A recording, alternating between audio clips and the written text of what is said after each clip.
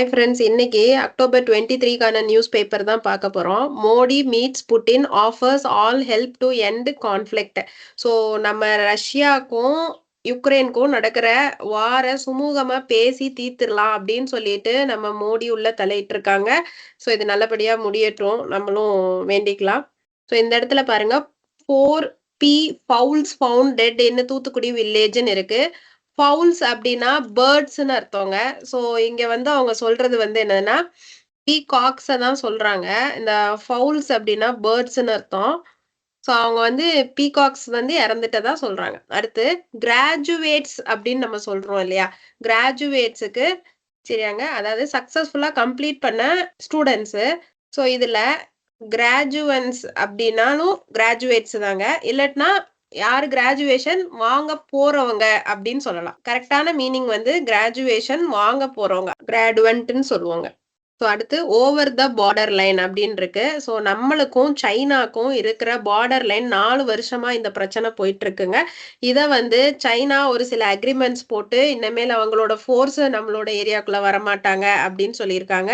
இது 4 year military stand off. Stand ஆஃப்னா எந்த பக்கமும் யாருமே விட்டு கொடுக்காம அந்த பிரச்சனை அப்படியே நின்றுட்டு இருந்தது. அதை வந்து டெட் லாக் அப்படின்னு சொல்லுவாங்க. நல்லா போய் மாட்டிக்கிட்டோம் அப்படின்னு சொல்றாங்களா, இது வந்து dead log in a conflict, அது பேர் தான் ஸ்டாண்ட் ஆஃப். ஸோ இப்போ 2 பேரும் பேசி ஒரு அக்ரிமெண்ட்டுக்கு வந்திருக்காங்க. ஸோ இந்த எடிட்டோரியல் இம்பார்ட்டண்ட்டான எடிட்டோரியல் வாசிச்சு பாருங்க. நம்மளுக்கு எக்ஸாம் பாயிண்ட் ஆஃப் வியூல ரொம்ப இம்பார்ட்டன்ட்டுங்க. ஏன்னா இது பேஸ் பண்ணி நிறைய நம்மளுக்கு வந்து எக்கனாமி வைஸ் ப்ராஸ்பரிட்டி வர்றதுக்கு சான்சஸ் இருக்கு. So the job crisis undermines states legitimacy அப்படின்னு இருக்குங்க. ஸோ ஸ்டேட்ஸோட கேப்பபிலிட்டியை வேலையின்மை வந்து குறைக்குது, ரொம்ப குறைச்சு காமிக்குது. அண்டர்மைன்ஸ்னா அண்டர் எஸ்டிமேட்ஸ் இல்ல வீக்கெண்ட்ஸ்னு அர்த்தங்க.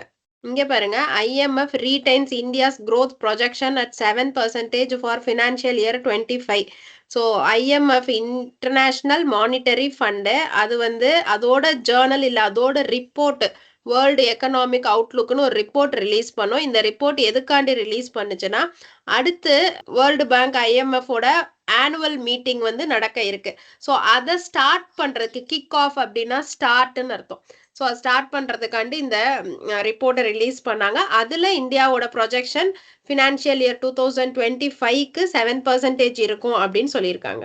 ஸோ இங்க பாருங்க, ரொம்ப ரொம்ப ரொம்ப முக்கியமான ஒரு அப்பாயின்மெண்ட்டுங்க. நேஷனல் கமிஷன் ஃபார் விமென்ல புது சேர்பர்சன் எலெக்ட் பண்ணியிருக்காங்க.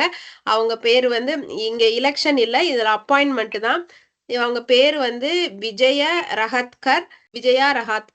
இவங்களுக்கு முன்னாடி இருந்தவங்க ரேகா சர்மா. ஓகேவாங்க. ஸோ இந்த இடத்துல பாருங்க, புது வார்த்தை ஆர்டினன்ஸ். ஆர்டினன்ஸ்னா அது ஒரு மிலிட்ரி ஃபேக்டரின்னு அர்த்தங்க.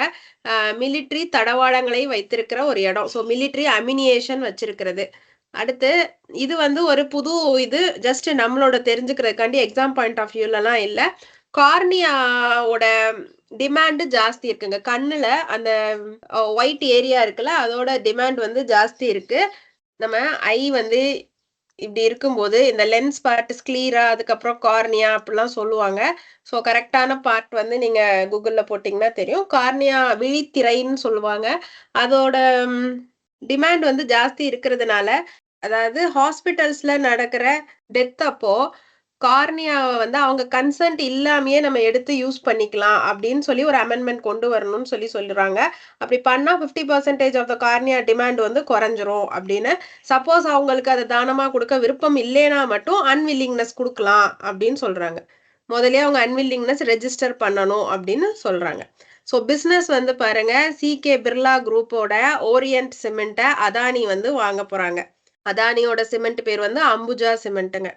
ஸோ அடுத்து ஸ்டீல் இம்போர்ட்டை ஸ்டாப் பண்றது மூலமா MSMEல ஒரு குழி விழுகும், இல்லை ஒரு அடி வாங்கும் அப்படின்னு சொல்றாங்க. டென்ட்னா என்னதுன்னா அடிக்கிறது, ஆனா உடையாது. ஒரு குழி விழுகும். ஒரு பாத்திரம் இடிச்சிருச்சுன்னா அந்த இடத்துல ஒரு சின்ன இப்படி ஒரு டிப் இருக்கும் இல்லையா, அதுதான் டென்ட், ஒரு பொந்து. ஸோ அதானி கிரீன் எனர்ஜிஸோட ப்ராஃபிட் ரொம்ப கூடி இருக்குங்க. ரிலையன்ஸ் இன்ஃப்ரா ஆர்ம்னு ஒன்று, அது வந்து நம்மளோட அனில் அம்பானி நடத்துறாரு. அதுல வந்து டிஃபென்ஸ் ரிலேட்டட் ஐட்டம்ஸ் வந்து மேனுஃபேக்சர் பண்ண போறாங்க. RBI வந்து இல்லீகல் ஃபாரெக்ஸ் பிளாட்ஃபார்ம்ஸா ஒரு 13 பிளாட்ஃபார்ம்ஸ், 13 வெப்சைட்ஸ் வந்து சொல்லியிருக்காங்க. அதோட லிஸ்ட்டை வந்து ரிலீஸ் பண்ணியிருக்காங்க. ஸோ இதுல இல்லாததெல்லாம் ஆத்தரைஸ்டுன்னு அர்த்தம் கிடையாதுன்னு சொல்லியிருக்காங்க. அடுத்து நம்மளோட IRDAI வந்து ஒரு புது ஆன்லைன் ஸ்டோர்னே சொல்லாங்க. இன்சூரன்ஸ் வாங்குறதுக்கு பைசா பஜார் மாதிரி எல்லா இன்சூரன்ஸுமே இதுல லிஸ்ட் அவுட் பண்ணியிருப்பாங்க, காமிச்சிருப்பாங்க. நீங்க வேணுன்றத வாங்கிக்கலாம். அந்த போர்ட்டல் பேர் வந்து பீம சுகம். ஸோ IRDAயோட சேர்பர்சன் தபிஷிஷ் பாண்டே. இதுல பீம விஸ்தார் அப்படின்னு இருக்கு. அந்த போர்ட்டல்ல வந்து ஹெல்த், லைஃப், ப்ராப்பர்ட்டி இன்சூரன்ஸ்லாம் காமிக்கும். பீமா வாஹக் அப்படின்றவங்க யாருன்னா, இந்த இன்சூரன்ஸ் கரஸ்பாண்டன்ஸ். அதாவது நம்மள்ட்ட வந்து இந்த இன்சூரன்ஸ் ஏஜென்ட்ஸ் இருக்காங்கல்ல அவங்க. ஸோ அவங்க எல்லாருமே பீமா வாஹக் மூலமா வர எல்லாருமே விமனா தான் இருப்பாங்க. விமன் சென்ட்ரிக்கா தான் இந்த இன்சூரன்ஸ் பிளாட்ஃபார்ம் இந்த இது எல்லாமே இருக்க போகுது அப்படின்னு சொல்லியிருக்காங்க. இந்த டிஸ்ட்ரிபியூஷன் சேனல் மெயினா அது வந்து விமன் சென்ட்ரிக். பீமா வாஹக்கா உமன்ஸ் தான் இருப்பாங்க. ஸோ இங்க Harris projects her policies to Latino voters as Trump touts his president term அப்படின்னு போட்டிருக்காங்க. ஸோ டவுட்ஸ் அப்படின்னா என்ன மீனிங்னா, ஒருத்தவங்க கன்வின்ஸ் பண்ண ட்ரை பண்ணது. எப்படி கன்வின்ஸ் பண்ணுவாங்கன்னா, இன்னொருத்தவங்கள பயங்கரமா பிரைஸ் பண்ணி தூக்கி பேசி அப்ப நம்ம அவங்கள அப்படியே சம்மதிக்க வைக்கிறது. அதான் டவுட்ஸ்.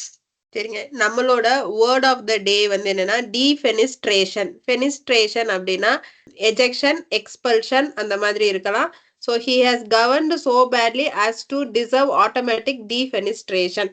ஸோ ஆட்டோமேட்டிக்கா அவரை வெளில அனுப்பிடலாம். அதான் இது. டீஃபெனிஸ்ட்ரேஷனா வெளியே அனுப்புதல். எக்ஸ்பல்ஷன், எவிக்ட், எஜெக்ட் இதெல்லாம் வந்து டீஃபெனிஸ்ட்ரேஷனோட மீனிங்ஸ். ஸோ இன்னைக்கு ஒரு 2 நியூஸ் வந்து சொல்லியிருக்கோங்க. ஒன்று பீம சுகம் ஃபுல்லா சொல்லிட்டோம். அதுக்கப்புறம் அந்த RBIயோட நம்மளோட growth ரேட்டிங் IMF சொன்னதையும் சொல்லிட்டோம். அந்த எடிட்டோரியல் மட்டும் இன்னைக்கு வாசிச்சு பாருங்கன்னு சொல்லியிருக்கோம். முடிஞ்ச அளவு அதை ஃபாலோ பண்ணுங்க ஃப்ரெண்ட்ஸ். தேங்க்யூ.